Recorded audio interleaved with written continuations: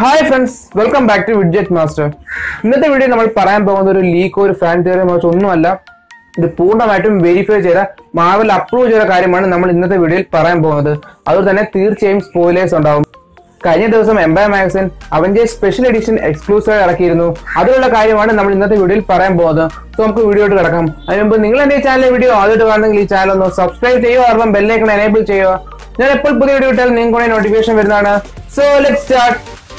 Empire magazine ഒരു popular magazine ആണ്. ഇവർ അവഞ്ചേഴ്സിന്റെ സിനിമ ഇറങ്ങാൻ നേരം അതുമായിട്ട് ബന്ധപ്പെട്ട പ്ലോട്ട്സും കൂടാതെ എക്സ്ക്ലൂസീവായി ചില ഫോട്ടോസും അവർ പബ്ലിഷ് ചെയ്യാറുണ്ട്. എന്നാൽ കഴിഞ്ഞ ദിവസം ഇറങ്ങിയ എംപയർ മാഗസിന്റെ ആർട്ടിക്കിളിൽ നിന്ന് എൻഗെയിമുമായി ബന്ധപ്പെട്ട പ്രധാനപ്പെട്ട കുറെ കാര്യങ്ങൾ പുറത്തായിരുന്നു. പ്രധാനമായും അതിന്റെ പ്ലോട്ടുമായി ബന്ധപ്പെട്ട കുറെ കാര്യങ്ങൾ. എൻഗെയിമിൽ കോണ്ടറിയാം വഴി യാത്രയുണ്ടെന്നും അതുവഴി ടൈം ട്രാവൽ നടക്കും എന്നതുമായി ബന്ധപ്പെട്ട കുറെ തിയറികൾ നിലനിന്നിരുന്നു. അത് ഒന്നുകൂടി ഉറപ്പിക്കുന്ന മറ്റൊരു റിപ്പോർട്ടാണ് എംപയർ മാഗസിനിലൂടെ ഇപ്പോൾ പുറത്തു വന്നിരിക്കുന്നത്. പ്രധാനമായും കോണ്ടറിയാമിനെയും സോൾ സ്റ്റോണിനെയും മുൻനിർത്തിയാണ് താനോസിന്റെ സ്നാപ്പ് റിവേഴ്സ് ചെയ്യാൻ പോകുന്നതെന്ന് ഈ ഒരു ആർട്ടിക്കിളിലൂടെ അവർ പറയുന്നു. കൂടാതെ ഡെസ്റ്റായി പോയവരെല്ലാം സോൾ വേൾഡിലാണ് എത്തിപ്പെട്ടിരിക്കുന്നത് എന്നാണ് ഫാൻ തിയറികൾ പ്രെഡിക്റ്റ് ചെയ്തിരിക്കുന്നത്. കാരണം ജിം സ്റ്റാർലിന്റെ ഇൻഫിനിറ്റി ഗോളിലെ കോമിക് ഒരു പരിധിവരെ പ്രചോദനം ഉൾക്കൊണ്ടുകൊണ്ടാണ് ഇൻഫിനിറ്റി വാറും എൻ ഗെയിമും. ഇതേ ഇൻഫിനിറ്റി ഗോളിലെ കോമിക്കിൽ സോൾ വേൾഡിനെ പറ്റിയും പറയുന്നുണ്ട്. സോ അതുകൊണ്ട് തന്നെ ഇതേ കോമിക് എഡിഷൻ ഇൻസ്പയർഡ് ആയിട്ടാണ് ഫാൻസും സോൾ വേൾഡ് തിയറി പ്രെഡിക്റ്റ് ചെയ്യുന്നത്. എന്നാൽ ഈ പറഞ്ഞ തിയറികൾ എല്ലാം കൺഫേം ചെയ്യുന്നതാണ് ഈ എംപയർ മാഗസിന്റെ ആർട്ടിക്കിൾ. ഈ എംപയർ മാഗസിൻ മാർവൽ അപ്രൂവ് ചെയ്തിട്ടുള്ളതാണ്. അതായത് ഈ എംപയർ മാഗസിനിലെ ആർട്ടിക്കിളിൽ എന്തൊക്കെയാണോ എഴുതിയിരിക്കുന്നത് അതെല്ലാം തന്നെ മാർവലിലെ അറിവോട് കൂടിയിട്ടുള്ളതാണ്.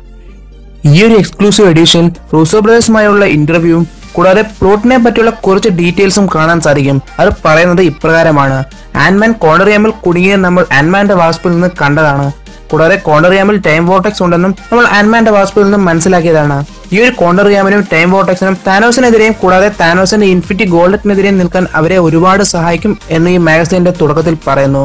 എൻ ഗെയിമിൽ ടൈം ട്രാവൽ ഉണ്ടാകുമെന്നും ഈ ടൈം ട്രാവൽ ഉപയോഗിച്ച് ആൻമാനും ബാക്കിയുള്ള അവഞ്ചേഴ്സിന്റെ കീ മൊമെന്റ്സിൽ ഇടപെടുമെന്നും അതായത് അവഞ്ചേഴ്സിന്റെ പാസിൽ പോകുമെന്നും അവിടെ താനോസിന് ഇൻഫിനിറ്റി സ്റ്റോൺ കിട്ടാൻ കാരണമായ സംഭവങ്ങൾ ആൾട്ടർ ചെയ്യുമെന്നും ഇതിൽ പറയുന്നു. ഇതുകൂടാതെ മറ്റൊരു കാര്യവും ഇതിൽ പറയുന്നു. അതായത് ഡെസ്റ്റായി പോയവർ എല്ലാം തന്നെ സോൾ വേൾഡിൽ ആണെന്നും കോണ്ടറിയാമിലൂടെ സോൾ വേൾഡിൽ പോകാൻ കഴിയുമെന്നും ഇതിൽ പറയുന്നു. സത്യത്തിൽ ഇൻഫിനിറ്റി വാറിൽ സോൾ സ്റ്റോണിനെ പറ്റി കൂടുതൽ ഒന്നും തന്നെ നമുക്ക് മനസ്സിലായിരുന്നില്ല.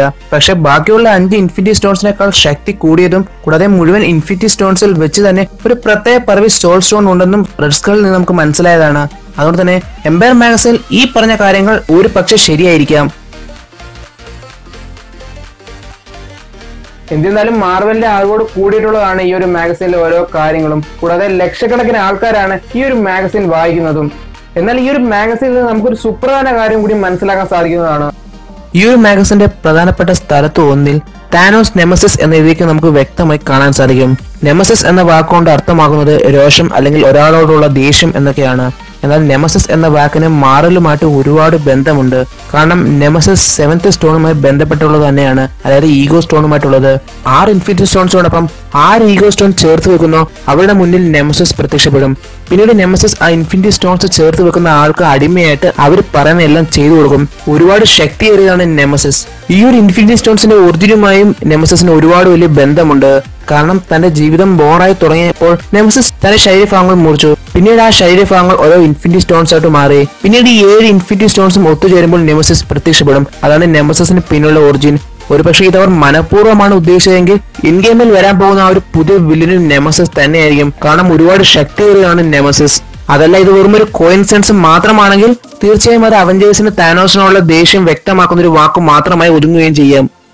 മാർവൽ മനഃപൂർവ്വമാണോ ഈ ഒരു ആർട്ടിക്കിൾ പുറത്തു വിട്ടതെന്ന് തീർത്തും സംശയിക്കേണ്ടിയിരിക്കുന്നു. കാരണം ഇത്രയ്ക്ക് ഡീറ്റെയിൽ ആയിട്ടുള്ള ഒരു പ്ലോട്ട് ഡിസ്നിയുടെ മാർക്കറ്റിംഗ് ടീം പുറത്തു വിടുമോ എന്ന് തീർത്തും സംശയിക്കേണ്ടിയിരിക്കുന്നു. എന്നിരുന്നാലും ഇതിലുള്ളതൊക്കെ ശരിയാണോ എന്നറിയാൻ തീർച്ചയായും നമുക്ക് എൻ ഗെയിം വരെ കാത്തിരിക്കേണ്ടി വരും. അതുകൊണ്ട് തന്നെ ഈ വീഡിയോ നിങ്ങൾക്ക് ഇഷ്ടപ്പെട്ടാൽ തീർച്ചയായും നിങ്ങൾ ലൈക്ക് ചെയ്യുക. അതോടൊപ്പം നിങ്ങളുടെ അഭിപ്രായ നിർദ്ദേശങ്ങളും ഈ വീഡിയോയുടെ കമന്റ് ബോക്സിൽ നിങ്ങൾക്ക് രേഖപ്പെടുത്താം. നിങ്ങൾക്ക് നിങ്ങളുടെ ഫാൻ തിയറീസും പ്ലോട്ട്സ് വീഡിയോയുടെ കമന്റ് ബോക്സിൽ നിങ്ങൾക്ക് രേഖപ്പെടുത്താം. ഇനി വരുന്ന എപ്പിസോഡിൽ നമുക്ക് ഡീറ്റെയിൽ ആയിട്ടും ക്ലിയർ ആയിട്ടും ബ്രേക്ക് ഡൗൺ ചെയ്യാമെന്ന പ്രതീക്ഷയോടെ എന്റെ പേര് അമൽ. You are watching Widget Master. This empty town, we're searching for the lost and found, but you don't care, you're unaware. Keep moving like the scars aren't even there. It's in the air like a blazing flare.